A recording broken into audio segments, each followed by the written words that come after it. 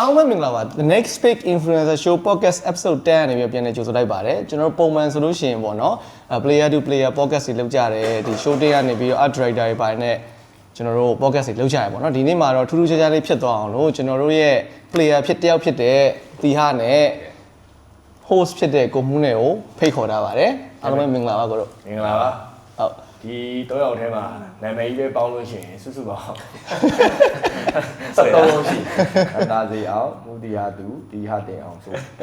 73လုံးရှိအဲ့ဒါပေါင်းနေတယ်ကိုမှုကအဲ့တော့ကျွန်တော်တို့ show တွေကလည်းအခုဆိုလို့ရှိရင်ပြလာလည်းနည်းကြာလာပြီပေါ့နော်ဒီဂျားထဲမှာဘာတွေများလုပ်ဖြစ်နေလဲဆိုတာအရင်ဆုံးလေးနည်းနည်းလေးပြောပြပေးပါဦး show ပြရတဲ့ကတော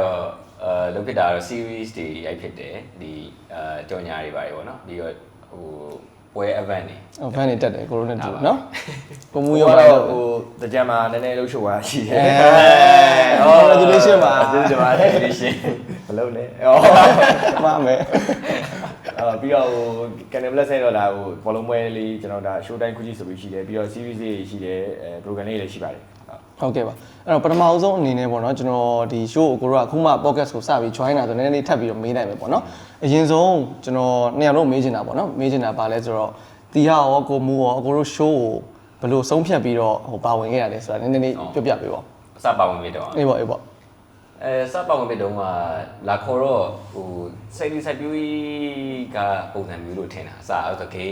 game တွေဆော့ရမယ်ပါညာပေါ့ထင်ဒါပေမဲ့နောက်ပိုင်းကျတော့မှ influencer ဒီအနေနဲ့ကြံရမယ်ဆိုတော့ပို့ပြီးတော့စိတ်ဝင်စားပါပို့ပြီးစိတ်ဝင်စားပြီးတော့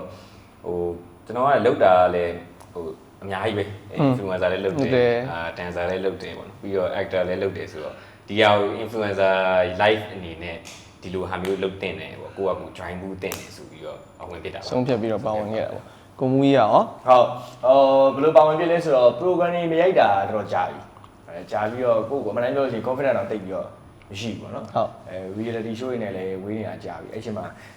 ကျေးဇူးတင်ရမှာပေါ့နော်ဟန်တာရယ် MCI ကကိုကန်နိုတို့ပြီးတော့ကိုလူနေတို့ကိုလူဝစ်တို့မဘုတ်တို့ပေါ့နော်အကုန်လုံးပါသူတို့အကုန်လုံးကဒီ program လေးရှိရဲတဲ့ကိုရိုက်ကြမှာဆိုတော့ဖြစ်ပါမလားလို့ဆိုတာဖြစ်ပါတယ်အဲ့ဒါဖုန်းပြောပြီးဖြစ်ပါတယ် program ကကြာပြီလို့ဆိုတာဖြစ်ပါတယ်ကိုနဲ့ဆိုလိုက်မယ်အဲ့ဆိုလေရိုက်မယ်ကွာဆိုပြီးတော့ပြန်ရိုက်ဖြစ်တာပေါ့နော်ဒါဟိုရိုက်ဖြစ်တာ3နှစ်လောက်ကြာတဲ့အချိန်မှာမှပထမဆုံးပြန်ရိုက်ဖြစ်တာရိုက်ဖြစ်တဲ့အချိန်မှာဆိုလို့ရှိရင်အဲ့ first episode မှာဆိုလို့ရှိရင်မိုင်းတော့နည်းနည်းကိုယ့်အောင်ကြောက်တယ်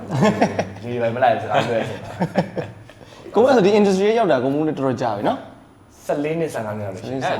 ်လောက်ကြာပါလေဟို3နှစ်လောက်ရှိပြီအဲ့ဟိုဟာပေါ့ reality show နောက်ဆုံးရိုက်တုန်းကတော့ FOE season 1အဲ့ဒါပြီးတဲ့ကဘာမှမမြင်ဖြစ်ပါဘူးဖြစ်ပုံမှန်ဆိုကိုမှုကကြီးပဲ host လုပ်တယ်ကိုကကြီးကိုပြန်မေးကန်တယ်မေးကိုတော့အဲ့လိုမျိုး host လုပ်ပြီးမေးရတာပို့ပြီးတော့လွယ်ကူတယ်ဖြေရပုတ်ခတ်တာဖြေရပုတ်ခတ်တော့ပေါ့ဝါရော interview တွေပါဆိုလို့ရှိရင်လည်းဒီလိုတော့မဖြေဘူးပတ်ကြည့်တာမဖြေတာအဲ့လိုမျိုးအခုတော့ဟိုအနာတို့ဟိုဒီကျွန်တော်တို့ဒါ the next main influencer show ဒီ press တော့ကစပြီးတော့တစ်ခေါက်ဖြေတာလို့ပြေးလို့မရဘူးအဲ့တော့ဒီ show မှာကိုမိုးကပေါ့နော်ဟို player တွေဆိုရင် player တွေရဲ့ခံစားချက်တွေရှိကြရပေါ့ကိုမိုးကရောဒီ show မှာ host တယောက်အနေနဲ့ပါဝင်ခဲ့တဲ့အကြောင်းဘယ်လိုမျိုးခံစားမှုတွေရှိလဲပေါ့player နဲ့မတူတာကြတော့ player တွေကကြတော့သူတို့မှာနိုင်ခြင်းတဲ့စိတ်ရှိတယ် yes ပြီးတော့ပြိုင်ပွဲဖြစ်တဲ့အတွက်ဒီပြိုင်ပွဲကိုငါအကောင်းဆုံးဘယ်လိုဖြစ်အောင်ကြော်ဖြတ်မလဲဆိုရဲဟာလေးရှိကြတော့တရားလို့ဒါရှိနေလို့ထင်အကိုကြတော့ဘာဖြစ်လဲဆိုတော့ဒီ show ကိုကြည့်တဲ့ပရိသတ်တွေလည်းပို့ပြီးတော့ကောင်းအောင်တင်ဆက်ဖို့လိုတယ်ပြီးတော့သူတို့ဒီပါဝင်တဲ့ player တွေ clear ဖြစ်အောင်ရှင်းရှင်းလင်းလင်းပြောပြဖို့လည်းရအောင်ပြီးတော့သူတို့ပို့ပြီးပြန်ခြင်းတဲ့စိတ်ဖြစ်လာအောင်ပို့ပြီးတော့ရန်ဖြစ်အောင်ဆိုင်ပြီးရကိုမှုစနစ်တွေလားမသိဘူးနည်းနည်းကွာမြောက်ပေးရတာရှိတယ်အဲ့လိုမျိုးလေးတော့ကွာမယ်ကွာကြတော့ဘယ်လိုပြောရမလဲဆိုတော့ program ပိုကားအောင်ပြန်ခြင်းတဲ့စိတ်ပို့ပြီးတော့ motivation ဖြစ်လာအောင်ပြီးတော့ competitive ပို့ဖြစ်လာအောင်အဲ့လိုလုပ်ပေးရတဲ့ဂျားတဲ့တရားလေးတို့တခုပေါ့နော် player တွေကတော့တကယ်တရားကြီးပေါ့သူကတော့ဒီ show ကြီးတစ်ခုလုံးမှာပေါ့နော် player တွေဆိုလည်းအများကြီးပါတယ်အဲ့လိုမျိုးဒီ reality show တစ်ခုမှာ player အများကြီးနဲ့တူတူအလုပ်လုပ်ရတဲ့ပုံမှာကိုမှုရဲ့ဟိုစိတ်ခံစားမှုကဘယ်လိုမျိုးရှိတယ် pressure တွေပါရှိခဲ့တာပေါ့တခါလေကြောက်လို့ရှိရင်ဘာဖြစ်လဲဆိုတော့အဲ့ဒါမနေ့ပြန်ဖြောက်ရတာပေါ့နော်ပြန်ဖြောက်ရဆိုတော့ဒီ host တွေတော်တော်များများလဲကြုံဘူးလိမ့်မယ်ထင်ဘူးလဲခဏဖြစ်ဒါပေမဲ့အဲ့ဒါကိုတော့ဟိုမဖြစ်အောင်ပြန်ပြီးတော့အမြဲတမ်းထိန်းတယ် game ပြိုင်ပွဲတွေမှာ host လုပ်တော့ကြတော့အဲ့ဒီစိတ်ကထားလို့ကောင်းတယ်ဘာလို့ထားလို့ကောင်းလဲဆိုတော့ဥပမာ 10 minute တွင်းမှာ game ပြအောင်လုပ်ရမယ် minute 2 minute တော့ဆိုလို့ရှိရင်ကိုကအဲ့လူတွေကိုလာပြီးတော့ပြိုင်တဲ့လူတွေကိုတကယ်နိုင်စေခြင်းပြီးတော့သူတို့ ဝင်ဖြစ်သွားပြီးအဲ့ price pool ထဲမှာရှိတဲ့ပတ်စံကို ရှားစေ စုချင်းကိုရသိချင်တဲ့စိတ်ရှိတဲ့အတွက်ပိုပြီးအားပေးတာအဲ့ဒါကြောင့်မလို့လဲကြည့်တဲ့ပရိသတ်ကဒီ host ကတော့လာပြိုင်တဲ့လူတွေတကယ်ပေးခြင်းနဲ့ စိတ်ရှိတယ်ပေါ့ အဲ့လိုဖြစ် နေရတယ်ဟုတ် ဒီ reality show ကြတော့တခါကျရင်အဲ့လိုမျိုးအိတ်စိတ်ပါသွားတဲ့အတွက်ပေါ့နော်အိတ်စိတ်ကိုပြန်ဖြောက်ရတာရှိတယ်ဘာလို့လဲ အားလုံးနိုင်နေကြတယ် ဟုတ်လို့တော့လူကအရောက်ဘာလို့ဆို15ရောက်ထဲမှာဆိုလို့ရှိရင်ဒီခါရောက်ချင်းဒီ game မှာကွာ तू အရန်တရားဆိုကဒီ game နဲ့မှတက်ပဲထားလိုက်ဥမာတဲဝင်တက်ပဲ तू အရန်စူးစမ်းနေတဲ့အချိန်မှာသူ့ကိုနိုင်နေချင်တာဒါပေမဲ့သူတယောက်တည်းမဟုတ်လေဘေးနားမှာ14ယောက်ရှိတယ်သူနဲ့တူတူ15ယောက်ဆိုတော့သူတယောက်တည်းကိုဘုံကသွားပြီး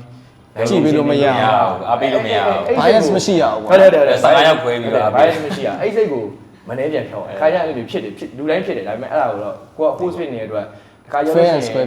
ဒိုင်လိုကြီးဝင်လို့ပေးရတာရှိတယ်ကွာဒါပေမဲ့အချိန်မှာမိနစ်30အတွင်းမှာဒီကမိနစ်30အတွင်းမှာပြီးပြီမဲ့35မိနစ်မှာပြီးဆိုတော့အဲ့ဒါကိုဘုံကလိုက်ပြီးတော့သူ့လျှောက်နိုင်နေခြင်းတဲ့အတွက်အချိန်တိုးပေးလို့မရဘူးအဲ့ bias ဖြစ်တဲ့စိတ်ကိုမနှဲတက်အဲ့ဒါတော့အကြီးမားဆုံး အားလုံးညီတူညီမျှထားရတဲ့ challenge တစ်ခုတော့ရှိ ခက်လက်ခက်ခဲ့ပါနော် အဲ့ဒါခါကျဖြစ်တယ်အရင်ဖြစ်တယ်လား ကိုကစိတ်အဲ့ချိန်မှာစိတ်သက်ကြွနေ ဟုတ်တယ် ကိုက ပြန်တက်အားမဟုတ်မှုဒါသူ့အကုန်ပြိုင်တာနဲ့ဆိုင် စိတ်ကိုနည်းနည်းပြန်လျှော့တာပေါ့ Okay အဲ့ဆိုခုဒီကောက်ကတီးအောင်နည်းနည်းမြင်နိုင်မယ်ပေါ့နော်ဒီကကြတော့ဟိုပထမဆုံး first episode ပြီးသွားတဲ့အချိန်မှာညီလေးကယောက်ျားလေး3ယောက်နဲ့တစ်ဖွဲ့လေးကြာရပါတော့အဲ့ပေါ်မှာရောညီလေးရဲ့ခံစားမှုကဘယ်လိုရှိလဲပို့ပြီးတော့ကိုကအားတာတယ်လို့မြင်လားဒါမှမဟုတ်ဟိုအဆင်မပြေယောက်ျားလေးတွေချင်းချင်းဆိုတော့ clash ဖြစ်တော့မယ်လို့ထင်တာလား sorry တဲ့ ရကြလေးမင်းတို့ဟိုစားပြိုင်နေရတယ်ဟို team တွေခွဲမယ်ဆိုတော့တည်တယ်ဒါပေမဲ့ဟို team တွေကိုပြောင်းမယ်ပေါ့အဲ့လိုစိတ်မှတွေးထားတော့ ဟိုတပွဲပြီးတပွဲ episode တစ်ခုပြီးတစ်ခု team ပြောင်းမယ်ထင်တာလား ပြောင်းမယ်ထင်တာပြောင်းမယ်ထင်တာတော့အစအဦးဆုံးမှာတော့နောက်ဆုံး game မှာ team တွေခွဲလိုက်တဲ့အချိန်မှာ3ယောက်ရလေး3ယောက်ဆိုတာလုံးဝ strong ဖြစ်တဲ့ team ပေါ့ yes ပြီးတော့ဒီအခြားဖွဲ့တွေမှာဆိုလည်းရောထားတာပုံများတယ်ဒါလေးပဲတင်ရမရှိ မင်္ဂလေးတင်းနေမှရှိတာ မင်္ဂလေးတွေပဲတင် ရှိတယ်ကံကောင်းတာပေါ့ ဟိုက leader ပါဟို coach ပါယောက်ျားလေးအားတာချက်တွေများတယ်လေပြီးတော့အဲ့မှာဟိုအပိုင်း3လားနှစ်အမှ video vlog ရိုက်တဲ့ဟာ vlog ရိုက်မှာ 3 မှာ video မှာဆိုရင်ဒါလုံးလို့ကောင်းသွားတယ်ပေါ့ဒီ video တွေပါထည့်လို့လည်းကောင်းသွား yes အားတာချက်ပုံများတယ် အဲ့ဒီလောက်တာရေးလေကြားတာနော်ကျွန်တော်မင်းနဲ့အားဟုတ်တယ်အရန်မြန်ဖုန်း လုံ နေ နေ တ တယ် မရတော့အမြင်လို့ရ တော်မြန်တဲ့နေမှာပါအဲ့လိုမျိုးလုံးဝသူ့ဘေးနားကြည့်ပြီးတော့လုံးဝအဲ့လိုမျိုး AI ကိုခိုင်းလိုက်ရတိုင်းမျိုး ခေါင်းထဲမှာစီထားပြီးသားဟုတ်ပဲဟာပေါ့နော် episode 3မှာဆိုလို့ရှိရင်ခုနပြောသလိုဘလို့ idea မျိုးနဲ့ဒီ BL series ကိုစဉ်းစားမိသွားတယ်ပေါ့နော်ပုံမှန်လူများနဲ့မတူနည်းနည်းလေးကွဲထွက်နေရလို့ဒီပရိသတ်တွေကလည်းမြင်ကြရတယ်ပေါ့နော်အဲ့ဒီပုံမှာနည်းနည်းလေးပြောပြပါ စဉ်းစားရတဲ့အချိန်မှာဟိုဘယ်လိုထွက်လာလဲဆိုတော့ကျွန်တော်ဒီပေါ့နော်ဒီကမ်းခြေမှာလည်းရောက်နေတဲ့အတွက်ဒီ island ဘုံမျောလာတယ်ပေါ့တယောက်မျောလာတဲ့ဟာလေးစမယ်ပေါ့အဲ့လိုနာမည်တွေးရနေပြီးတော့အမေအချစ်ဇလန်လည်းဟို entertaining ဖြစ်ရမယ် entertaining ဖြစ်ရမှာဖြစ်တဲ့အတွက်ဒီပညာပေးပဲလို့မရအောင် entertaining ဖြစ်ရမယ်ဆိုပြီးတော့ဒီအချစ်ဇလန်လေးထည့်မယ်ပေါ့ထည့်မယ်ဆိုရင်ယောက်ျားလေးတွေရွေးပြယောက်ျားတွေရွေးပြဒုက္ခရလှန်သမား အဲ့ပါဟိုဟာတို့ကိုလင်းအောင်တို့ရောပြည်မန်တို့ရောပါပေါ့နော် exact တို့ရောအကြံပေးတာဒီလိုမျိုးလုပ်မယ်ဒီ VA ဘုံလည်းလုပ်မယ်ဆိုပြီးတရားတော့ပြောရင်ရနေပြီးတော့ချိတ်ဆက်မိပြီးတော့ထွက်သွားတာဇလန်လေးကအဲ့တော့လှ ဘယ်သူ idea လဲ initial idea ကကြတော့ initial idea အဲ့လိုတော့ဘယ်လို idea ရတော့မရှိဘူးပေါ့ စုပြီးတော့ ပြောတာပဲဟိုတယောက်တစ်မျိုးပြောကြရင်လည်းဖြစ်သွားတဲ့ဟာပေါ့ဥပမာထားပါတော့ဟိုကျွန်တော်ကဒီလူတယောက်ယူမျိုးလာတာကိုပြောရင်နေပြီးတော့ဒီပီမန်တို့ကနေပြီးလာရေတူမဖြစ်လိုက်မယ်ပေါ့ရေတူမအဲ့ရေတူမလို့မရဘူးရေတူပြောလိုက်အဲ့လိုတယောက်တော့ပြောရင်ထွက်လာအဲ့လို brainstorming လုပ်ရတော့အရင်နဲ့ကြိုက်တယ်ပြောရရင်ကျွန်တော်ကဒီအရင် junior creative dance မှာဆိုလေဟို show dance တွေပါလောက်ရတာတော့ဆိုလေဒီဇလန်တစ်ခုကိုဖန်တီးလို့ရှိရင်အဲ့လိုအကုန်ဝိုင်းထိုင်ပြီးတော့တယောက်တစ်ခုပြောရဲဟာကိုစုပြီးတော့ရေးရမျိုးကြိုက်တာကြိုက်တော့အဲ့လိုမျိုးပုံစံမျိုးတွားလိုက်တဲ့အခါမှာပိုပြီးကောင်းတာထွက်လာတယ်အဲ့လိုတယောက်မဆိုတယောက်တစ်ခုပြောပြီးတော့ထွက်တန်ပြီးတော့မကောင်းဘူးဟုတ်တယ်ညီလေးတို့ရဲ့ coach ကကိုလင်းအောင်ဖြစ်တယ်အဲ့တော့ကိုလင်းအောင်ပေါ်မှာရောဟိုဘယ်လိုမြင်လဲပေါ့ဒီတောက်လျှောက်ရိုက်လာတဲ့ပေါ်မှာ ကိုလင်းအောင်ရန် sportive ဖြစ်တယ်ရန် sportive ဖြစ်တယ်ဆိုတာ तू ကဟိုအားလဲအားနာတတ်တယ်အားလဲအားနာတတ်တော့ဒီသူ့အဖွဲ့သားတွေအမှတ်မရမှာသူ့အဖွဲ့သားတွေတခုခုမာယုံရမှာဟို तू ကအရန်စိုးရိမ်နေစိုးရိမ်ဟုတ်တယ်နောက်ပိုင်း episode တွေမှာလည်းမြင်ပါလိမ့်မယ် तू တကယ်အားထုတ်ပြီးလုပ်ပြီးရနော်ဟုတ်တယ် तू မလုပ်ပေးလို့မရတဲ့အခြေအနေတွေမှာတော့ तू အနားမှာရှိပြီးတော့အမြဲစောင့်ကြည့်ပေးနေတယ် yes ဒုက္ခစီရတော့စတ်လာရင်တော့ကြတော့ ဟို ကျွန်တော်ကထူအောင်လို့ဟိုကျွန်တော်ကဒီကဝင်ပါဦးတော့ကျွန်တော်အပြင်ကပဲကြည့်ပါပြီးလို့ရှိရင်ဟို order ဟေး mail online နေဝင်ပါဦးသူရှာ online ငယ်ကြောက်သူမနေနိုင်ပါဘူးနေတော့ဘာမှရတော့ပါဘိုးရရလည်းဟိုဖွဲ့သားတွေပေါ်မူတည်ပါ යි ဟုတ်တယ်ကိုမူးအနေနဲ့ဟောဒီ coach တွေပါတဲ့အပေါ်မှာဘယ်လိုမြင်လဲပေါ့ဒီမှာ coach တွေကိုဘယ်လိုမြင်လဲပေါ့ coach 9ယောက်ပေါ့ ငကိုတည်းကဟို program စီစဉ်တာ MCI ဆိုင်ကိုလူတို့စီအရန်ကောင်းတယ်ဆိုတာဒီ influencer တွေကိုအတွေ့အကြုံရှိပြီးသား celebrity တွေ influencer တွေပြန်ပြီးတော့သူတို့ရဲ့အတွေ့အကြုံတွေပြန်ပြီး sharing လုပ်တာပေါ့နော်ဟိုတင်ပေးရဆိုတော့အရန်ဟိုကြီးပါတယ်စကားပြန်ပြီး sharing လုပ်တယ်ပြန်ပြီးဝေမျှပြီးတော့အဲ့တော့သူတို့အတွက်လည်းကောင်းတယ် coach တွေအတွက်လည်းဘယ်လိုပြောရမလဲကြည့်နေတဲ့ပရိသတ်ကနောက်အချိန်မှာတို့နဲ့တူဒီလူတွေကအလုပ်တူတွဲလုပ်မဲ့လူတွေဖြစ်ကောင်းဖြစ်လာနိုင် ဟုတ်တယ် potential ရှိတယ် ဟိုအများကြီးကရုပ်ရှင်တွေလည်းရိုက်တာလည်းဖြစ်နိုင်တယ် program တွေရိုက်တာလည်းဖြစ်တယ်အဲ့တော့သူတို့ကိုယ်တိုင်ကိုကတကယ် welling ဖြစ်ပြီးတော့ဒီကလေးတွေကိုသူပြန်ပြီးတော့ sharing လုပ်ပြီးတာတွေ့ရတဲ့အတွက်ပြောစရာကြီးကတည်းကကြည့်ရတယ်ကျွန်တော်တင်းဝင်ကြည့်တာကိုမူးအနေနဲ့ဒီ episode 12ပိုင်းလောက်ရိုက်ခဲ့တဲ့အပေါ်မှာဘယ်အပိုင်းကကိုမူးအတွက်အခက်အခဲဆုံးအပိုင်းဖြစ်မလဲပေါ့ Okay အဲ့ဘိုင်းတော့မလွတ်ရသေးဘူးပြောနော်ဘယ်ပိုင်းလဲကို episode 9ပါဟုတ် episode 9မှာဘယ်လိုဖြစ်လဲဆိုတော့episode 8ကရောအဲ့ဒါဆိုတာဝန်ကြီးတာပဲလေဒါပေမဲ့အဲ့ဒါ stress မများဘူးကွာနိုင်ရဘာဖြစ်လဲဆိုတော့production ဘိုင်းနဲ့ဟိုဘယ်လိုပြောမလဲ player နဲ့ player နဲ့ production ဘိုင်းမှာ production ကကြတော့ technical ဘိုင်းကိုပြောတာမဟုတ်ဘူးเนาะဒီ game တွေကိုဖန်တီးထားတဲ့ဒီ challenge တွေကိုဖန်တီးထားတဲ့ဘိုင်းမှာကြတော့ကျွန်တော် reality show ဖြစ်တဲ့အတွက်တချို့ကိစ္စတွေကကျွန်တော်စီစဉ်ထားတဲ့ပုံစံကျွန်တော်နားလည်တယ်ကျွန်တော် host ဆွဲဆိုပေမဲ့ကိုလည်းဒီဘက်ကဒီဘက်ပိုင်းလာဖြစ်တော့ကျွန်တော် FOE မှာလည်း project လုပ်ထားတယ်ဆိုတချို့ဘိုင်းတွေကကိုကတေချာသွားပြီးပြင်ဆင်ထားတယ် Reggie လည်းသွားကြည့်ထားတယ်ဒီဟာတော့ဘယ်လိုလုပ်ရမလဲပြင်ဆင်ထားတယ်ဆိုပေမဲ့တကယ် on scene မှာ player တွေရောက်လာတဲ့အချိန်မှာသူတို့ကိုကစားခိုင်းတဲ့အချိန်မှာကြုံလာတဲ့ပြဿနာရှိရကြတော့ဘာဖြစ်လဲဆိုတော့ဘူးမှလည်းဖြစ်နေခြင်းနဲ့စိတ်တော့မရှိဘူးเนาะဖြစ်လာတဲ့အချိန်မှာကျတော့ production ဘိုင်းကဘာဖြစ်လဲဆိုတော့သူတို့ဝင်ပြီးတော့ camera ဘောင်းထဲမှာဝင်ပြီးရှင်းလို့မရဘူး reality show လည်းဖြစ်နေအခုနောက်ကိုရနေပြီးတော့ဒါလေးဒီလိုလေးပြောလိုက်ဆိုတော့ပထမပြောလာတာတစ်ဒါပေမဲ့အိမ်မှာအခြေအနေဖြစ်ပေါ်လာတဲ့အကြောင်းကြောင့်နှစ်လို့ပြောလိုက်တဲ့အချိန်မှာဘာဖြစ်သွားလဲဆိုတော့ဝင်ပြိုင်တဲ့ player နဲ့ host နဲ့ကဒဲတွေ့ရောကျွန်တော်လည်းအဲ့ကိုရတယ်ဆဲမဖြစ်တာလေကျွန်တော်တို့လည်းမဟုတ်ဘူးအဲ့ကျမှမရသေးရဆိုတော့အဖြစ်တာပဲဟုတ်ဘာမှလုပ်လို့မရအဲ့ကျမှတွေ့လိမ့်မယ်ကွာအဲ့ episode 9လာလို့ရှိရင် host ရဲ့မျက်နှာကိုကြည့်လိုက်တော့ဟာဆက်ပြောစိတ်ထဲမှာစဉ်းစားတာပါတောင်းတယ်အောင်ခလာကြလို့ရှင်ငါ့ကိုထိုးဝင်ပြောတာအဲ့လိုဖြစ်နေအကုန်လုံးကသူကပြောတယ်လို့မရှိတော့ဘူးလို့ဆိုတော့ခုနကပြောတယ်ခုနကခင်ဗျားပြောတာဒီလိုခုနကဘာလို့ဖြစ်သွားလဲဆိုပေါ်လာပါဒီပိုင်းပြီးသွားရင်တော့တော်ပါပြီဆိုတော့အဲ့ဘိုင်းတော်ပါပြီပြန်သွားတယ်ရန်ကုန်ပြန်သွားတယ်တော့စိတ်ပြီးစီးများခဲ့တယ်အဲ့ဘိုင်းလေးရတယ်ဟိုဒါတကယ်ပို့နေလင်းပြပြတာပါဒီဟာရောကိုမှုဘယ်လိုမျိုး complaint နေတက်ခဲ့မှတ်မိသေးလားအဲ့တော့ကတော်တက်ခဲ့တော်အကြီးကျယ်တက်ခဲ့တာပဲဟိုကိုမှုအပြင်ရောဒီ production တင်းမှာတက်လိုက်သေးတယ်ဒါပေမဲ့အဲ့ဒီမှာတော့ဘသူ့ကိုမလို့ဆိုပြီးတက်တဲ့ဟိုဟာမရှိဘူး game ပေါ်မှာပဲဒါ game ကို fair ဖြစ်အောင်စော့မယ်ဆိုရယ်ပြီလင်းပေါ့ဟုတ်အဲ့အရင်သားတယ်တရားနယ်မှာကြော်ဆိုလဲကြော်ပြောပါမယ်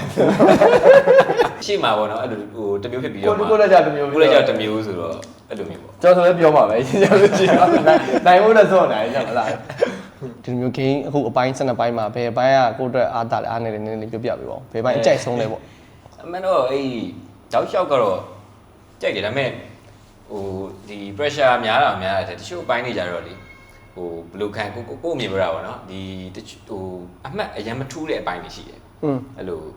အားလုံးအမှတ်တန်းတူရတာများသွားတဲ့အပိုင်းတွေရှိအဲ့ဒါတွေအဲ့ဒါလည်းတမင်သက်သက်တော့လှုပ်ထားတာမဟုတ်ဘူးဒါပေမဲ့မဟုတ်တော့ပေါက်တယ်အဲ့လိုဖြစ်သွားသူ့လိုလိုတော့ဖြစ်သွားတာပေါ့နော်အချိန်တွေပိုင်းပေးတာဒါထက်ပိုပေးဖို့လည်းစဉ်းစားထားဆိုဒါထက် short ပေးဖို့လည်းစဉ်းစားထားတာဘိုးဘက်ကလည်းရှိတယ်အဲ့ရဲ့အပိုင်းတွေမှာပဲအဲ့လိုဟို corporation များများနဲ့ဆော့လိုက်ပြင်မယ်ပြီးတော့လေအားလုံးအတူတူဖြစ်နေတဲ့ဟာမျိုးလေးရှိတယ်ဟိုအဲ့ဒါကျွန်တော်အမြင်နဲ့ကြာဘယ်လိုဆိုတော့တချို့အပိုင်းတွေကြာတော့ကျွန်တော်ဒီ production team ကတရားလို့အရင်ညာလို့ဒီပြဿနာဖြစ်တာဟုတ်တယ်ဥပမာ7 minute ပဲပေးလို့ရှိရင်အမှတ်တူတူမရအောင်ဟုတ်တယ်အဲ့တော့ဒီ production team ကဘာဖြစ်လဲဆိုတော့သူတို့အချိန်ခဏလေးပြီးလို့ရှိရင်လုံးနိုင်ပါလားမသိဘူးကလေးတနာပါတယ်ဟုတ်တယ်အချိန်များများလေးပေးလိုက်ကျွန်တော်ညဆို meeting ထိုင်အသေးစဉ်းစားအဲ့လိုပေးလိုက်တဲ့အချိန်မှာမနက်7မိနစ်ပဲပေးလို့ရှိရင်3ရောက်ပဲပြီးမဲ့နေရာမှာမိနစ်20ပေးလိုက်တော့အကုန်ပြီးသွားတယ်အခုနောက်ဆုံးပိုင်းမှာဆိုလေ episode 5မှာဆိုလို့ရှိရင်အဲ့လိုမျိုးပဲဘိုးတို့အစတုန်းကကျွန်တော်မိနစ်30လောက်ထိပေးမယ်စဉ်းစားထားတာဒါပေမဲ့မိနစ်30ဆိုရမ်းများတယ်ပေါ့မိနစ်20ပေးလိုက်တာမိနစ်20မှာလည်းဟိုကတကယ်တော့ပေးတာများသလိုဖြစ်တယ်တကယ်10မိနစ်လောက်ပေးလိုက်ရင်ကျတော့ဟာဒါကြီးကမဖြစ်နိုင်ဘူးဆိုပြီးတော့အားလုံးပြောကြမှာပေါ့နော်အဲ့လိုလဲရှိတော့ဂျားချပြီးတော့ကိုတို့က20ဆိုပြီးပေးလိုက်ရတာပေါ့တော့ကလည်းခက်တယ်တကယ်ဖြစ်လို့ရှိရင်ဘယ်လောက်အချိန်ကုန်မှာဆိုတော့လေခံမှန်းခက်တာ yes ဆိုရင်ညီလေးကခုနကဆို dance dancer တယောက်ဖြစ်တယ်ပေါ့နော်ဖြစ်ရတာနဲ့ episode 4မှာဆိုရင်ကိုတို့က dance challenge တွေက random dance challenge တွေအရင်ပြောဖို့ကောင်းတယ်ကိုမလေးကြိုက်မယ်လို့ထင်တယ်ပေါ့အရင်လေးကြိုက်မယ်လို့ဒါပေမဲ့တခုထူးခြားတာကြတော့ဒီကအဲ့မှာဝင်ပြီးတော့ဟိုအကုန်လုံးမှာဝင်မ join ဘူးပေါ့နော် dancer တယောက်ပဲသူ့ကိုအများကြီးမျှော်လင့်တာဗျာ dancer ဆိုရင် तू အားပိုတာမယ်ထင်တယ်ကျန်တဲ့ P-man ဆိုလို့ရှိရင် dancer ကွာသူအကုန်ကရကွာဟိုညီလေးဘာကြောင့်မို့လို့အဲ့လိုဟို 80 မကရပဲမကတာလေးပေါ့နော်တမလျှော်ထားတာလားပေါ့အစသဖြင့်အဲ့ဒါပရိသတ်တွေသိကျင်နေမှာပေါ့ဝိလေပြောရရင်တော့ကျွန်တော်ဟို dancing ပိုင်းမှာလည်း category အများကြီးရှိတာရှိတော့ကျွန်တော်ကခဲ့တဲ့ဟာကျ street ဘက်သွားတာ street ဘက်သွားတဲ့အပြင်မှာ creation တွေလုပ်တာများတယ် choreo တွေ train တာများတယ်အဲ့တော့ဟိုကရတယ်ဆိုရင်လည်းမထားပါဘူးကျွန်တော်အဲ့နေရာမှာ battle ဆိုင်ခိုင်းလိုက်လို့ရှိရင်ပို့ပြီးတော့ဟော1 by 1 by street dance ဟောပြန်လာအချင်းဖွင့်မိလိုက်ကမယ်ဆိုရင်တော့တမျိုးထွက်လာဟောအဲ့ဒါညီကအဲ့ဆိုအဓိကသူ့ရဲ့ပြဿနာကျွန်တော်စဉ်းစားရမယ်ဆိုလို့ရှိရင်သူက trend တွေကိုမသိတာ trend တွေကိုမသိကျွန်တော်အဲ့လို trend တွေလိုက်ကနေတယ်တန်းသားအမျိုးမရှိတယ်တက်တမျိုးပေါ့ဘယ်ကပကောင်းတဲ့ပုံဟိုဖြစ်တယ်ကို choreograph အကွက်ထမီကရလို့ရှိသလို trend လိုက်ပြီးတော့အခုလူငယ်တွေကျတော့ပို့ပြီးတော့ဟိုဖြစ်မှာပေါ့ထားပါတော့ဆို robotic တကားအဲ့လိုအစုံပေါ့ line ကပြောင်းမယ် robot တကားအဲ့မှာတချင်းနေဆိုလဲဒီ K-pop sound တွေတို့ဒီ line ဟို TikTok sound trend တွေပုံများတယ်အခုတော့ဟိုဘယ်လိုပြောရမလဲ choreograph လုပ်နေတဲ့ dancer တယောက်အနေနဲ့ဒီ TikTok မှာရှိတဲ့ trend ဟာဝင်ပြီးတော့ join ဖို့အတွက်ကြောင့်ဒီဟာကိုအရင်လိုတာပေါ့ဟုတ်တယ်ပြီးတော့အမှကျွန်တော်စဟို စော့ကန်ဒီမှာကျွန်တော်ကြည့်ရတော့ဒါဒီ ground ယူကြည့်တော့ dancing ground ဒါ battle ground ပုံစံမျိုးလုပ်ထားတာကြိုက်ပြီပေါ့ကြိုက်ပြီပေါ့ကြိုးရပါရှော့ပြီးတော့အမှဝင်လာ judge တွေကြည့်လိုက်တော့ကိုဖဲကွန်မခိုးလက်ဒါလည်းကျွန်တော်တို့တည်နေတဲ့ dancer တွေပဲပေါ့အဲ့တော့ဒီ senior တွေကြည့်ရတဲ့အခါမှာဒါဗက်ဒေဆိုင်မဲ့ဗက်ဒေဆိုင်ဟောကျွေးရပြပြအဲ့တော့စီကအဲ့တော့ဘယ်ခုကောက်လေးပုတ်လားမသိဘူးကျွန်တော်ကိုရတဲ့ဟာပဲကိုဝေကြရတာမရတဲ့ဟာတိတ်မသိတဲ့ဟာသူမကတော့အမှတ်သေးကြအောင်လေးပုတ်ပဲကြရတော့ရှစ်မှတ်လာပြီရှစ်မှတ်ရခဲ့အဲ့ဘက်တော့ပြောဖို့ကောင်းတယ်အဲ့ဘက်တကယ်လုံးဝဟိုပထမအစောပိုင်းမှာကိုမှုကလိုက်ရနည်းနည်းဟိုပြောရမလဲ program နဲ့ဝေးနေတဲ့အချိန်မှာနည်းနည်းကိုယ့်အကိုထိန်းပြီးပြောနေကြအဲ့ဘိုင်းကတကယ် ice break ဟုတ်တယ် ice break ဖြစ်သွားတယ်အားလုံးပြောကြပါကျွန်တော်တို့အဲ့ဘိုင်းမှာလည်းတည်ရတူအောင်လို့နေထွတ်တို့ကျွန်တော်ဒိုင်လူကြီးခိုးရှေကရမယ်ဆိုပြီးပြောလဲအချိန်မှာသူ့မျက်နှာကိုလက်ကြည့်တော့စီပြီးတော့ဒီကောင်ရုပ်ပြနေပြီခုတော့လောက်တော့မယ်ဆိုတည်ရောကိုကလည်းမရကြောင်အောင်သွားကျင့်တာတကယ်ပဲအဲ့ဘောက်တော့ပိုင်းချက်တာပဲโอเคဟိုအဲ့တော့ episode 4ကိုမေးပြီးဆိုတော့ episode 6ကိုကိုမေးစရာလေးရှိရပေါ့နော်အခုမှဒီ Sunday မှာလွှင့်တာဆိုညီလေးလေးကြည့်ပြီးတော့ပြီးထင်တယ်အဲ့တော့ episode 6မှာတီဟာကိုလူတွေကပြောနေကြတယ်ပေါ့နော်အရန်ဘာလို့ငြိမ်နေအားတော့ပြောပြတဲ့ဟောအလုံးနေတဲ့အချိန်မှာ तू က AC ပဲကျွန်တော်ရေဘူးလေးယူပေးပါလားဖယ်ဒီဘူးလေးယူပေးပါလားစသဖြင့်ညင်ညင်တာတာလေးနဲ့လုံနေတဲ့အပေါ်မှာပေါ့နော်ငကိုတဲ့ကိုကဒီလိုအငိမ်တိုင်းသွားတာလားဒီမှာဘာကြောင့်မို့လို့အဲ့လိုမျိုးရန်ကို80 နေရလဲပေါ့ကျွန်တော်ကပြောရရင်ဒီဟို introvert လည်းမဟုတ်သူ extrovert လည်းမဟုတ်ဘူးဒီ ambivert ပေါ့ပြောရရင်ကိုသိရတဲ့လူတွေကြားထဲမှာဆိုရင်တော့အဲ့လို polar နေတတ်တယ် proportion နေတတ်တယ်ဒါပေမဲ့ဟိုအပြင်လူတွေစမှာတော့နည်း awkward ဖြစ်တယ်ဒါပေမဲ့ဒီကတော့ awkward ဖြစ်တယ်တော့မဟုတ်ဘူးပေါ့နော်ဒီဟိုအများကြီးပြဿနာရှိနေတဲ့ကြားထဲမှာကိုလိုချင်ရအောင်ပဲကိုပွပွလင်းလင်းမှန်တိုင်းပြောပြီးတော့ပဲတွားယူခိုင်းနေတာပေါ့အဲ့တော့ပြန်ကြည့်တော့ကိုယ့်ကိုယ်မထင်ဘူးအဲ့တော့လုံးလိုက်တော့တော်တော်အေးတာဒီကငါပြောင်းနေအေးစေးပဲအေးပြလောင်းနေတော့ဒီလိုလေးပဲကိုလေးယူပေးပါလားဓာတ်ပုံလေးကျွန်တော်ရိုက်ပေးပါကိုမူးကိုလည်းနည်းနည်းလေးမေးချင်တယ်ပေါ့နော်ကိုမူးအနေနဲ့ရောဒီ host တယောက်အနေနဲ့ပေါ့နော်ကျွန်တော်တို့ဒီ show မှာထည့်ထားတဲ့ integrate လုပ်ထားတဲ့ challenge တွေကိုဘယ်လိုမျိုးမြင်လဲပေါ့စိတ်ကြည်နေမှုရှိရတာစိတ်ဝင်စားဖို့ကောင်းရလားပေါ့နော်ဟုတ်စိတ်ဝင်စားဖို့ကောင်းပါတယ်ဟိုပြောမှဆိုလို့ရှိရင်အဓိကအပြင်ဒီ game တွေစပြီးတော့စီပြီးလုပ်ခဲ့ရကိုလူနေရောကျွန်တော်ညာဘက်ဆိုလို့ရှိရင် shooting နဲ့ meeting လုပ်တဲ့အချိန်မှာသူအဓိက target ထားတဲ့အချိန်မှာ game တစ်ခုထည့်ပြီးဆိုလို့ရှိရင်အမြဲတမ်းပါတွေ့တယ်ဆိုတော့ influencer တယောက်မှာဖြစ်တဲ့အကြောင်းအလေးဒါလေးတွေရှိတယ်ဒါလေးတွေလုပ်ခိုင်းလို့ရှိရင်သူတို့ဘယ်လိုလုပ်နိုင်လဲအဲ့လိုမျိုးပြီးတော့ဗျာgame ဖြစ်ပြီးတော့ထည့်လိုက်တာမဟုတ်ဘူးမှန်တယ်ပြီးတော့လည်း influencer အတွက်လိုအပ်နေတဲ့အရာလေးတွေကိုသူဟိုမှာ edit ဘိုင်းလည်းပါမယ် video ဘိုင်းလည်းပါမယ် vlog ရိုက်တဲ့ဟာလည်းပါမယ်စုံစုံနဲ့ဟာပဲပါမယ်အဲ့လိုမျိုးအများကြီးပြီးတော့နောက်ဆုံးပြောရမယ်ဆိုဒီ coach တွေ9ယောက်ရွေးကြတဲ့ကဒီ9ယောက်စလုံးမှာသူအားသာချက်ရှိပြီးသားဒီအားသာချက်တွေနဲ့ပတ်သက်ပြီးတော့ coach တွေရွေးထားတယ်အဲ့လိုမျိုးတစ်ခုချင်းစီတေချာစနစ်ကြအောင်ဖန်တီးထားတာဖြစ်တဲ့အတွက်အရင်ကောင်းတယ်ပေါ့နော်။ဆိုတော့နောက်ပိုင်းဆိုလို့ရှိရင်လည်းဒါဟိုကျွန်တော်တို့ဒီပရိသတ်ကြားထဲမှာဘယ်လောက်ထိဟိုသဘောကျတယ်ဆိုလို့ရှိရင်ဒါအမှတ်တရပြောပြကျွန်တော်ဟိုတူမလေးတယောက်ရှိတယ်။သူဆိုလို့ရှိရင်အဲ့ show မလွတ်တန်းကြည့်တာ။ influencer show အားပေးတာပေါ့။အဲ့လိုဟိုနောက်လာမယ့် influencer တွေအတွက်လည်းဒါအရင်ကောင်းတော့ကောင်းတယ်အဆင်ပြေပါတယ်ဟုတ်။ဟုတ်ကျ ကျွန်တော် show 3ကြလို့ရှိရင်အခုတူမာလေးကိုပြန်ခိုင်းပါ ဟုတ်တယ်အဲ့ဒါကြည့်ကြရတယ်ကျွန်တော်တငယ်ချင်းတွေဆိုလေလာပို့တယ်လာမနေ့ကဆိုလဲကျွန်တော်လာပို့တာကျွန်တော်မကြည့်ရသေးဘူးကြည့်ရတဲ့အချိန်မှာဟာတဲ့မင်းကဒီမှာတဲ့ရဟန်း AC နေတယ်လာအကုန်လုံးပြောနေကြတာ ပြောကြအဲ့လိုလာပို့ကြတယ် ကျွန်တော်များအဲ့လိုတိုက်ကြတယ် ကြိုက်ကြတယ် အဓိကပြီးတော့ဟိုကလေးတွေကြားထဲမှာဂျန်စီဝက်တာကထားတာဆိုတော့ သူတို့ခေါင်းလုံးသဘောကျပါတော့ ကျေးဇူးလည်းတင်ပါတယ် ဆက်လက်ပြီးတော့ကျန်းဆက်ကြမ်းမယ်နော် episode တွေမှာပို့ပြီးတော့ intense တွေဖြစ်တာဆိုပို့ပြောစရာတွေလည်းပါမယ်ပို့မိုက်တဲ့ဟာတွေပဲထပ်လာ ဆက်ကြအောင်ပါ အခုအကိုတို့လွှင့်မိတဲ့အပိုင်းတွေကဟို6ပိုင်းရှိပေါ့နော်အဲ့အပိုင်းတွေထဲမှာဘယ်အပိုင်းကိုဒီဟာနည်းနည်းစိတ်တိုင်းကြလဲနည်းနည်းပြောစရာစကားရှိသေးပေါ့နော်ကျင်းနေတာဖြစ်မကျင်းနေတာဖြစ်နည်းနည်းပြောပြပါဦး ပြောစရာရှိတယ်ဆိုတာတော့ဒီ episode 2မှာဒီ photo shoot နဲ့ပတ်သက်ပြီးရှင်းပြကြတယ်ပေါ့ရှင်းပြကြတယ်ဆိုတာတချို့ comment တွေကျွန်တော်တွေ့ရဘယ်လိုထင်ကြလဲဆိုတော့ကျွန်တော်အမှတ်ရတာဟိုဒီ coach တွေနဲ့ဟိုတိကျွမ်းနေရင်းနှီးလို့ဆိုပြီးအမှတ်ပေးရတယ်လို့ထင်ကြတယ်အမှန်တော့အဲ့လိုမဟုတ်ပါဘူးဘာလို့လဲဆိုတော့ဟိုဒီ coach တွေနဲ့ဆိုတာလေဒီ show မှာပို့ပြီးတော့ရင်းနှီးသွားတာဟုတ်တယ်အရင်တုန်းကလည်းအဲ့လောက်ကြီးဟိုတွေ့တယ်မြင်တယ်ဟို နှုတ်ဆက်တယ်တိုင်းမှာသိကြရတယ်ပေါ့အဲ့လိုမဟုတ်ပါပြီးတော့ဒီကျွန်တော်အဲ့ shoot လုပ်တဲ့ဟာလည်းဆက်ဆံရက်နေတယ်ဆိုတော့အဲ့ဒါ style တစ်မျိုးဖြစ်သွားတယ်သူကလည်းလုံးဝမင်းနဲ့ parasite မင်းအဲ့ parasite ဆိုပြီးတော့ဟို coach တွေကလည်းဒီ parasite နဲ့တူတယ် vibe ရတယ်ဆိုတော့ feeling နဲ့ပေးကြတာအဲ့ဒါဟိုထင်ကြမှာပေါ့ချိုးကြတော့လေကျွန်တော်ဒီဆက်ဆံမရက်နေ post မလုပ်ဘူးလို့ထင်တယ်အမှန်မဟုတ်ဘူးဒါကျွန်တော် post လုပ်ပြီး what is a post ပဲမျိုးပြတာပါတခြားပုံတွေလည်းရိုက်ထားရှိပါတယ်အဲ့ထဲမှာဒါ coach အကြိုက်ဆုံးနဲ့ညီလေးအကြိုက်ဆုံးတပုံပြန်ရွေးလိုက်တာဆိုတော့အဲ့ပုံကပါအဲ့ဒါကိုထပ်ပြီးပြောရမယ်ဆိုလို့ရှိရင်ဒီ show တစ်ခုလုံးမှာကျွန်တော်တို့ bias တစ်ခုမှမပါဘူးပြီးတော့ reality show no script တက်လုပ်ထားတာပေါ့နော်ပြီးတော့အဲ့ခုနဓာတ်ပုံရွေးတဲ့အချိန်မှာဆိုလို့ရှိရင် coach 9ယောက်ဆုံးရပြီးတော့ကျွန်တော်ရှိတယ်ရှိတော့ကျွန်တော်လိုက်သွားပြီးတော့ဘယ်ဟာကိုရွေးမှာလဲဘယ်ဟာကိုအဆင်ပြေလဲပဲကိုယ်တိုင်မေးပြီးတော့မှဒီဓာတ်ပုံတွေကိုရွေးတယ်တင်တယ်ရွေးချယ်ကြတယ်ပေါ့နော်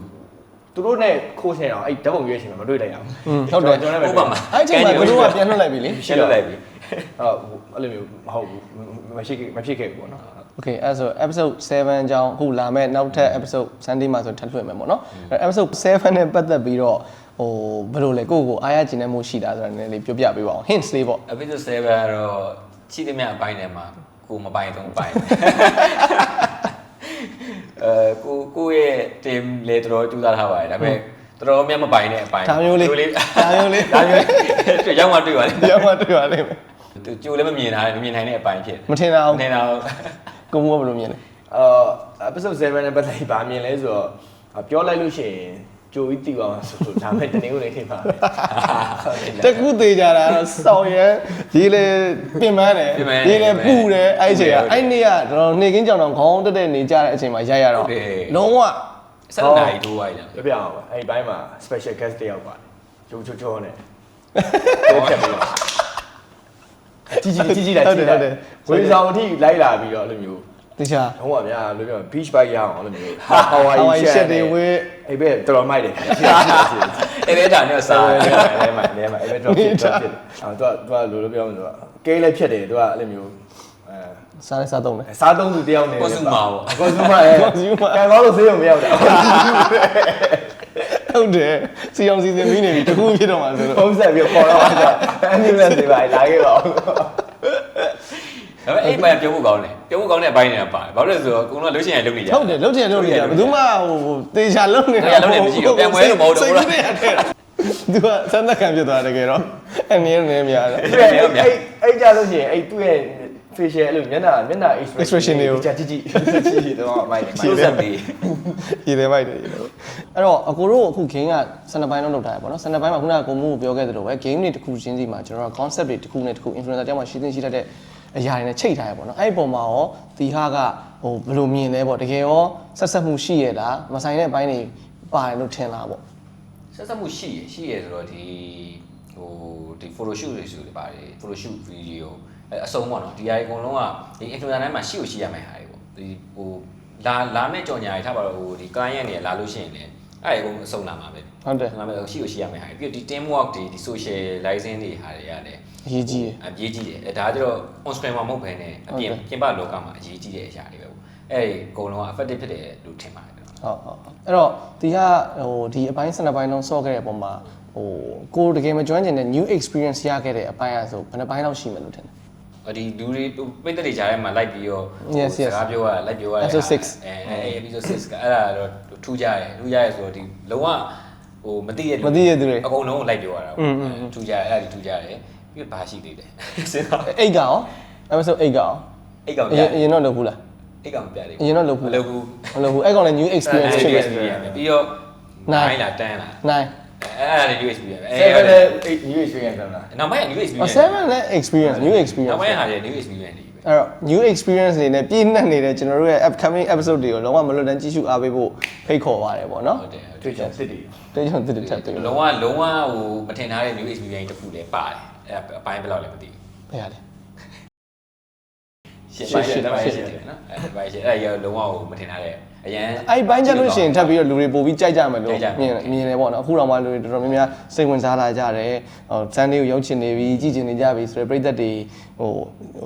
comment စီလည်းတွေ့ရတယ်ပေါ့နော်အဲ့တော့လည်းတကယ်ကျေးဇူးတင်တယ်ဝမ်းသာတယ်ပြည်ပြီးတယ်ဖြစ်ပါတယ်ဟုတ်အဲ့တော့ကိုမိုးလည်းထပ်မေးချင်တာကိုမိုးကဒီမှာ host အနေနဲ့ပါတာပေါ့နော် player တယောက်အနေနဲ့မပါဘူးအဲ့တော့ကိုမိုးသာ player တယောက်ဖြစ်မယ်ဆိုလို့ရှိရင်ဘယ်ဘိုင်းကိုပို့ပြီးတော့ဟိုကြိုက်မလဲဘယ်ဘိုင်းကိုပို့ပြီးတော့တိတ်ပြီးတော့အားမကန်ဘူး ရရမယ် အမှတ်ပြန်ပေးမယ်ကျွန်တော်တို့ ဟိုတရားလိုမျိုးvlog ရိုက်တာတို့ edit လုပ်တာတို့မှာဆိုတော်တော်အားနေမှာကျန်တဲ့လိုမျိုး physical နဲ့ပတ်သက်တဲ့ challenge တွေကြလို့ရှိရင်တော့ပူအားတာမယ် physical ဘို ဘို င်း င်း နေ မှာ ပါလေပူအားတာမယ် socializing ကတော့ဆရာဟုတ် ဆရာပဲတော့ အဓိကအဲ့ဟိုကားတဲ့ဘိုင်းမှာဆိုလုံးဝရှုံးမှာကွာ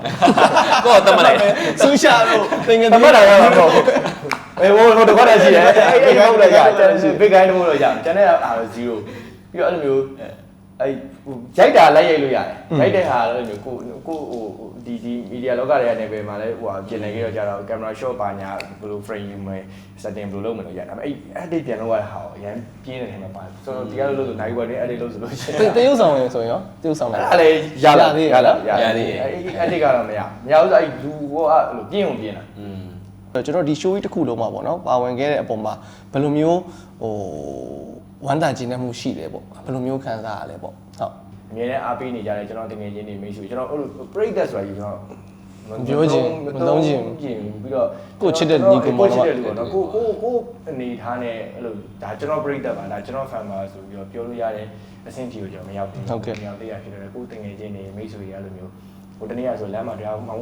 program မိုက်တယ်တော့မြိုက်တာကြာပြီတွေ့ရတာဟာလားကြည်ရလားကြည်ရပါဆိုတော့အဲ့လိုမျိုးလေးအားပေးတဲ့တန်လေးကြားအတွက်အင်မတန်ကျေးဇူးတင်ရတယ် MCIS ကရောကိုလူနေတို့ရောတတိယရှိပြီးအတွက်ပို့ပြီးကျေးဇူးတင်ရပါတယ်ဟုတ်ကဲ့ပါ thank you ပါအကိုဒီနေ့ရောအမတ်တရားလေးနဲ့ပြောပြပါအမတ်တရားကတော့အများကြီးပဲဆိုတာကျွန်တော်ဒီပြိုင်ပွဲအနေနဲ့လည်းပြိုင်ပွဲရရန်ကြာကြီးပေါ့နော်ကျွန်တော်ကဒီ Gordon နဲ့နေပြီးတဲ့ကမပြိုင်ခဲ့တာဆိုတော့အခုဒီဟာကိုပြိုင်ပွဲနဲ့ပြိုင်ရတယ်ပျော်တယ်ဘာလို့လဲဆိုတော့အဲ့လိုပြိုင်ရတာကိုကြိုက်ပြီးတော့နောက်တစ်ခုကဒီ reality show ပေါ့ reality show ကိုရှားတယ် reality show ဒီမှာရှားတယ်ကျွန်တော် reality show ပြိုင်မှုမပြိုင်ဘူးနော်ပြိုင်မှု reality show ပြိုင်မှုကအခု reality show အနေနဲ့ကိုယ့်အကူပြန်မြင်ရတာကိုကြိုက်တယ်ကိုယ့်ရဲ့ပုံစံအမှန်ကိုတွေ့တဲ့နေမြင်ရတယ် yes ဟုတ်တယ် နောက်ဆုံးတစ်ခုကဒီမှာပြိုင်တဲ့ player တွေကအမျိုးစုံပဲ fee မျိုးစုံကလားဒါပြီးတော့ဒီ player မှာ coach တွေရတယ် fee မျိုးစုံကလားဟုတ်တယ်အဲ့တော့ကိုပညာရမ်းရတယ်ပညာရမ်းရတာဒီထားပါတော့ဒီဂျန်စီတွေအပေါ်ဘယ်လိုလွှမ်းမိုးလဲဒါမှမဟုတ်ရင်ဒီတရုပ်ဆောင်လာလားအစုံပဲအကုန်လုံးကသူ့ကနေသူဟို ability ရှိတဲ့လူတွေပဲ professional တွေပဲပညာရမ်းရတယ်ကျွန်တော်အဲ့ဒါလိုက်ကြည့်ရတယ်ကြိုက်တယ်ပေါ့နော်ဒီလူတွေစီကဘယ်လိုပညာရလဲဆိုတာကိုလည်းရတဲ့အတွက်ဒီ show မှာပါဝင်လို့ကျေးဇူးတင်ပါတယ် okay thank you ပါနေရာတော့ကျေးဇူးတင်ပါအဲ့တော့လည်းနှုတ်ဆက်လိုက်အောင် show ကိုကြည့်နေရင်လည်းကျွန်တော်လေးအမှန်တမ်းပြောလို့ရှိရင်10နှစ်လောက်ပြန်ငယ်လိုက်ရှင်တာပါချင်တာ player အနေနဲ့အဲ့လိုထိမိုက်ဝေးဆွဲချင်တာဟုတ်တကယ်ဟိုနှုတ်ဆက်စကားပြောရင်လည်းဒါကြုံလို့ပြောပြရပါဘူးကျွန်တော်တို့2012ဒီစပြီးတော့အလုပ်ကိုင် media လောကထဲရောက်လာတဲ့ Prisoner TV host စဖြစ်တဲ့အချိန်တုန်းကကျွန်တော်မှအဲ့လိုမျိုး platform တွေအများကြီးမရှိဘူးဟုတ်တယ် broadcasting linear platform တစ်ခုပဲရှိတယ်အဲ့ချိန်တုန်းက TV မှာ channel မှာပါခွင့်ရဖို့အတွက်ကျွန်တော်အများကြီးကြိုးစားခဲ့ရအောင်ဟုတ်တယ်ဒီမှာ platform တွေများလာပြီးနောက်ကနေ support လုပ်မဲ့လူတွေရှိတယ်မိဘတွေရှိဆောင်နှမ်းပြတွေရောအများကြီးရှိတို့အရန်ကြောင်အားကြောင့်ကျွန်တော်နောက်ထပ်10နှစ်လောက်ပြန်ငယ်နေတာโอเคတော့ကြည့်ရှုအားပေးကြတဲ့အတွက်ဟိုကျေးဇူးတင်ပါတယ်ကျွန်တော်တို့ဒါ The Next Big Influencer Show Season 2ကအပတ်စဉ်တနင်္ဂနွေနေ့ညတိုင်းပေါ့နော်ရှင်းတာ channel မှာဆိုရှင်ဒါ channel ကနေပြီးတော့တင်ဆက်ပါတယ်ပြီးတော့ YouTube channel ကနေလည်းကြည့်လို့ရပါတယ်ခင်ဗျာเนาะအဲ့တော့ Petrol Influencer တွေ Petrol Host ကိုကြည့်ကြလို့ရှင် Petrol Coach တွေကိုကြည့်ကြလို့ရှင်စောင့်ရရှိပါကျေးဇူးအပေးပါလို့နှုတ်ဆက်ရင်းနဲ့ပဲဒီနေရာမှာတခါတည်း နှုတ်ဆက်လိုက်ကြမယ်ပေါ့နော်ကျွန်တော်တို့ show episode 7ထပ်လာမယ်ပေါ့နောက်ပတ်မှာည8 နာရီ M channel နဲ့ YouTube channel မှာအားလုံးစောင့်မျှော်ကြည့်ရှုအားပေးဖို့ဖိတ်ခေါ်ရင်းနဲ့ဒီနေရာလေးနှုတ်ဆက်လိုက်ပါတယ်အားလုံးကျေးဇူးအများကြီးတင်ပါတယ်ခင်ဗျာ